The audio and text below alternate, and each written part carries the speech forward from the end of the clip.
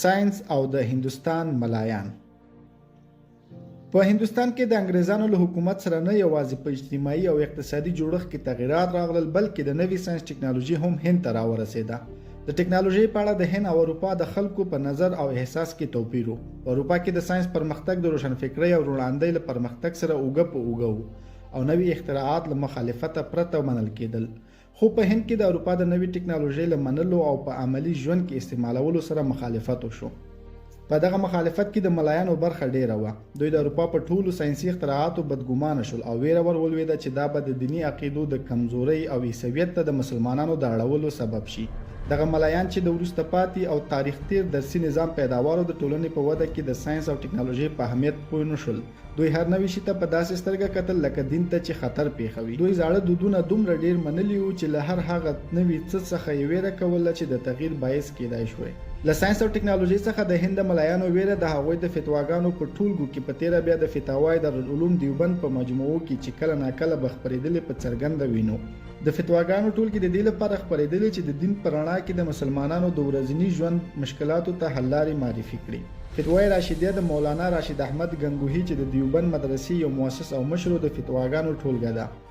مولانا گنگوهی د انګریزانو د ټوپۍ په سر کول ناروا وبلل او له تصویر سره یې مخالفت وکړ، که هغه عکاس اخیستی وي یا انځورګر کښلی وي.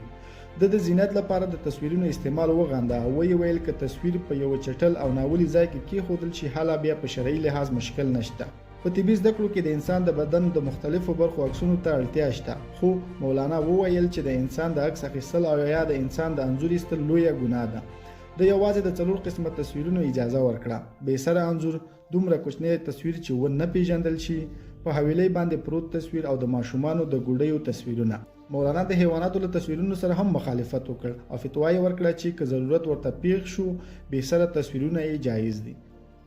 مولانا گنگوهی د سپورتونو په اړه هم مختلفې فتواوې ورکړي دي. د دې یوه فتوا دا ده چې که لوبه د ساتیري په نیت کېږي روا نه ده، خو که د صحت او ورزش په مقصد وي روا ده. البته د له فوټبال سره مخالفت وکړ ځکه لوبغاړي د پرتګونو په ځای نیکرونه اغوندي او دا د په نظر د شرم خبره ده.